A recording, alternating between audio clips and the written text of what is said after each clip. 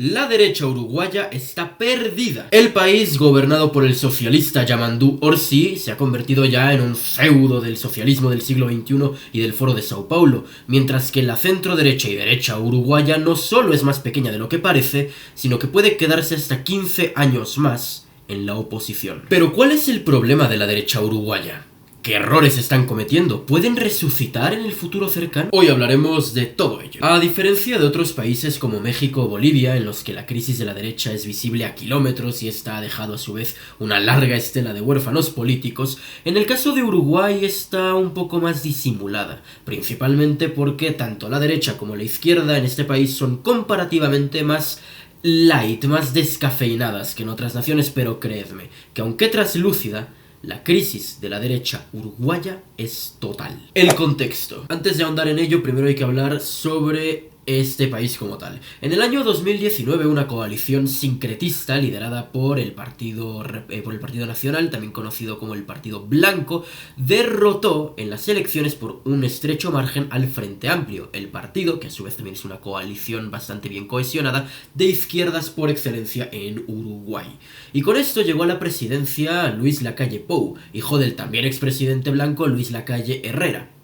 Sin embargo, luego de un gobierno de 5 años que fue de más a menos, francamente, en el año 2024 nuevamente esta coalición, ahora conocida como la Coalición Republicana, se presentó a las elecciones, pero esta vez perdió frente al Frente Amplio, lo que llevó al actual presidente Yamandu Orsi al poder.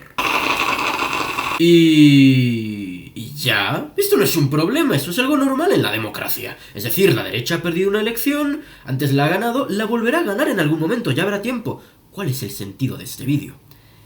Es que el problema de la derecha no es coyuntural, es estructural. Pensémoslo de la siguiente manera. La democracia volvió al Uruguay en 1984, después de la dictadura militar. Y desde entonces hasta la actualidad solo ha habido 2 gobiernos de centro-derecha, porque el que me diga que el Partido Colorado es de derecha se va baneado del canal. Y de estos 2 gobiernos, los 2 han sido de un mismo apellido, los 2 Luis Lacalle Herrera y Luis Lacalle Pou, de un mismo partido, el Partido Nacional, y a su vez en este siglo que ya va por un cuarto, solamente ha habido uno. Y entonces cabe preguntarnos ¿por qué?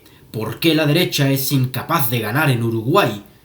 Lo cierto es que no es solo un motivo, es un cúmulo de factores que en principio aislados no deberían ser tan problemáticos, pero que juntos se han ido agravando con el paso de los años y que si esto persiste, la izquierda uruguaya puede quedarse en el poder por lo menos durante los próximos 15 años. El problema ideológico. Esto lo voy a explicar mucho más a detalle en el futuro vídeo de Manual de Política de Uruguay, pero para resumir, la política uruguaya se divide principalmente en 2 facciones. El Frente Amplio, que es abiertamente de izquierda, y la Coalición Republicana, antes Coalición Multicolor, esa que llevó a Luis Lacalle Pou al poder en 2019, en unas elecciones en las que el resto de partidos que no eran el Frente Amplio se dieron cuenta de que de no apoyar a Lacalle Pou, Daniel Martínez, el candidato frente amplista, iba a ganar esas elecciones. Entonces todos se unieron a favor de Lacalle Pou para poder llevarlo a la presidencia y así lo consiguieron. Por muy poquitos votos, por cierto. Ahora bien, la CORE, Coalición Republicana, no debe ser entendida como un grupo de derecha, como si lo es entendido el Frente Amplio como un grupo de izquierda, que también es una coalición, sino que más bien es una especie de agrupación sincretista, es decir, una agrupación tutti frutti, compuesta por partidos de diferentes tendencias políticas, desde la centroderecha hasta la izquierda, incluso. Desde homenajes al Partido Comunista hasta la creación de nuevos ministerios, la CORE ha demostrado constantemente y sobre todo en los últimos años de gobierno de Luis Lacalle Pou ser bastante servil ideológicamente al Frente Amplio. Por hablar de los partidos más importantes que componen esta heterogénea coalición, el más a la derecha siempre fue Cabildo Abierto, un partido de corte nacionalista y conservador que se supone que dotaría de un carácter más a la derecha a la propia CORE. Sin embargo, durante el gobierno de Luis Lacalle Pou no solo es que no escucharon la mayoría de sus iniciativas, sino que Cabildo se desgastó tanto que perdió 9 puntos de votación en tan solo 5 años entre elección y elección. Y actualmente, Precisamente por motivos ideológicos, su relación con la Core está notablemente desgastada. Otro partido de la Core, y uno de los más importantes, es el Partido Colorado, uno de los históricos, que mucha gente a veces se ubica en la centroderecha, en el centro y tal, pero lo cierto es que incluso hasta mediados del siglo XX, este partido era el representante de la centroizquierda como mínimo, hasta que llegó el Frente Amplio y le quitó un poco su lugar y lentamente fue fagocitando a sus antiguos votantes del siglo pasado. Para hacernos un poco una idea sobre la ideología del Partido Colorado, que no lo olvidemos, es uno de los dos partidos que dirige la Core. Estamos hablando de un partido que forma parte de la COPAL, una organización a la que también pertenecen otros partidos como, atentos, el peronismo, la UCR, el PT de Brasil, el PRI de México, el Partido Socialista de Chile, el Partido Comunista de Cuba y el propio Frente Amplio. ¿Entendemos de qué tipo de partido estamos hablando?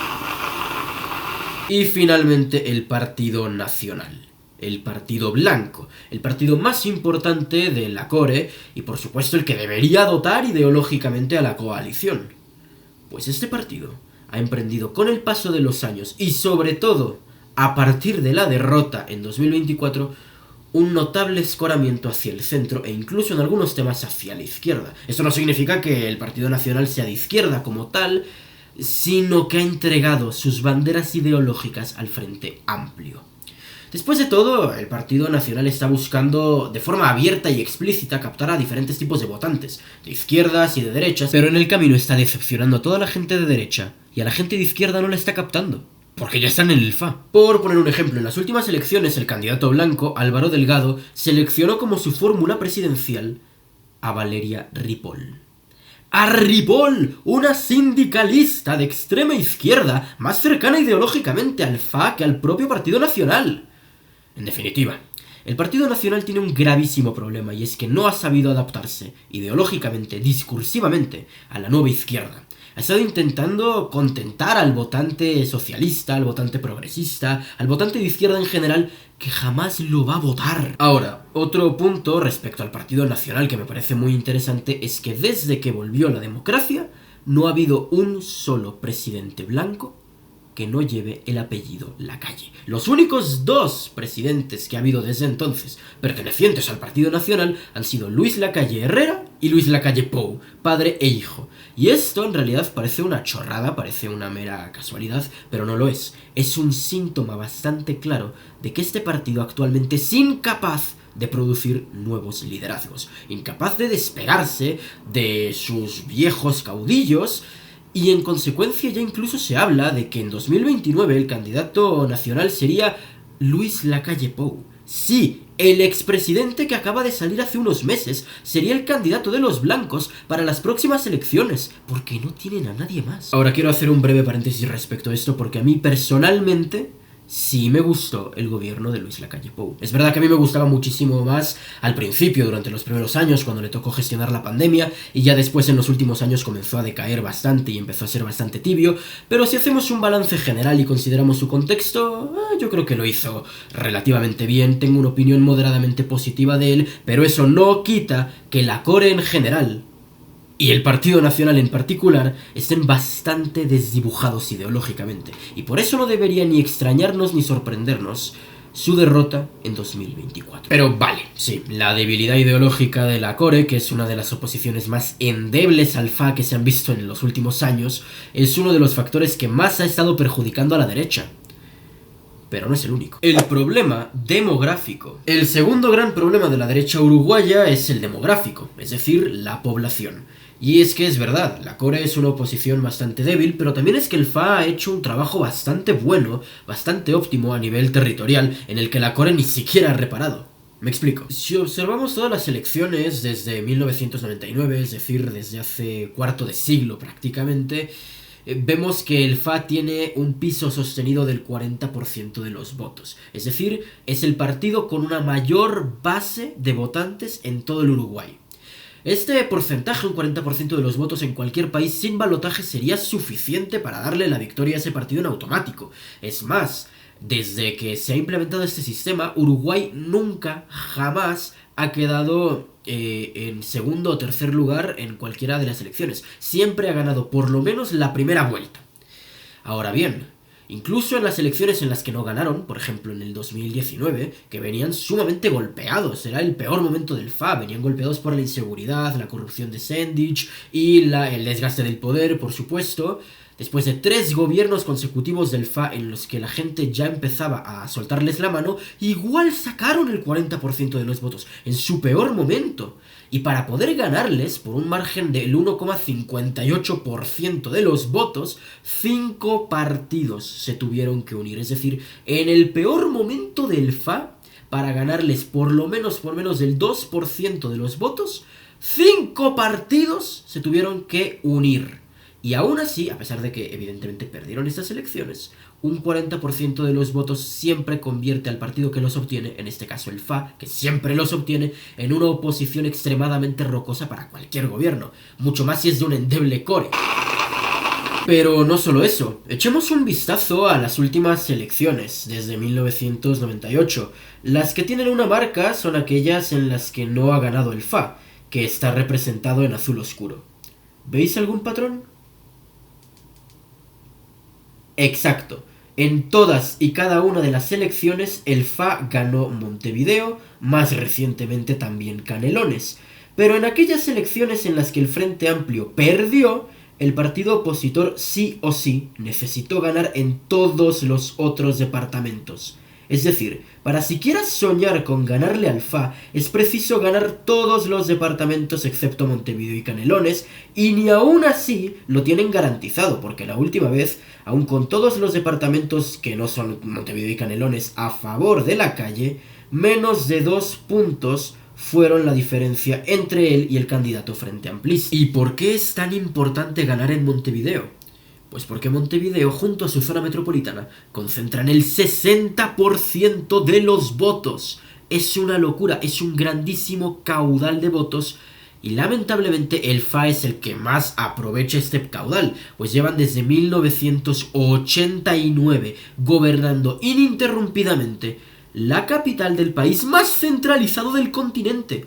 Y esto es algo que la derecha uruguaya francamente no parece querer entender.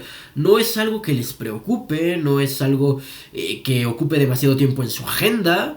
Ni siquiera parece que se esfuercen realmente en reconquistar la capital. Sus esfuerzos han sido ínfimos, casi como si hubieran dado la batalla por perdida. Y esto es un gran problema porque eso significa que mientras ellos no hagan una auténtica labor de reconquista de Montevideo y en menor medida Canelones, ese 60% de la población que vive en esas zonas va a ser permanentemente la granja electoral del Frente Amplismo, la nueva derecha. Sí, ante la tibieza e indefinición ideológica de la core, ha empezado a surgir una nueva derecha en Uruguay, una derecha liberal, que realmente sea capaz de plantarle cara a las ideas del Frente Amplio.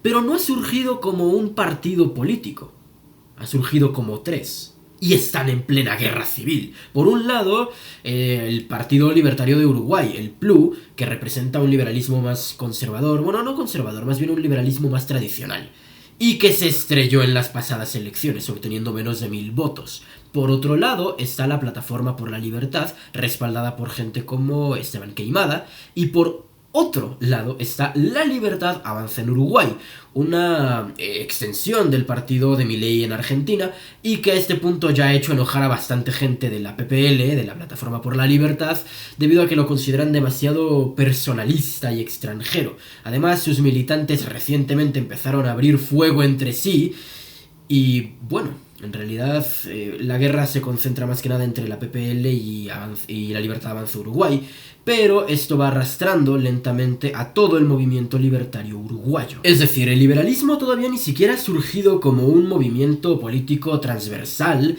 y ya están en plena guerra civil. Claramente no es el mejor comienzo de todos. La ventaja que hay aquí es que, a diferencia de la gente de la core, el liberalismo todavía tiene un capital político tan incipiente y tan insignificante que aún están bastante a tiempo para conformar una gran plataforma unida, una especie de unión libertaria en Uruguay, entre las 3 facciones, por supuesto. Pero para ello es preciso que se dejen de personalismos y que dejen de arrojar piedras contra su propio tejado y que finalmente empiecen a entablar conversaciones en un campo que en este momento es un campo minado. Considero que puede surgir eventualmente una cierta unidad entre estos movimientos, aunque aún es bastante pronto para hablar de ello, porque 2 de estos 3 partidos apenas este 2025 se crearon. Conclusión: son muchos los grandes problemas que tiene la derecha uruguaya. La derecha ya consolidada, la Core, ni siquiera es propiamente de derecha y en muchas ocasiones es bastante servil al Frente Amplio y sus consignas, mientras que la nueva derecha, la incipiente nueva derecha, se encuentra absolutamente balcanizada.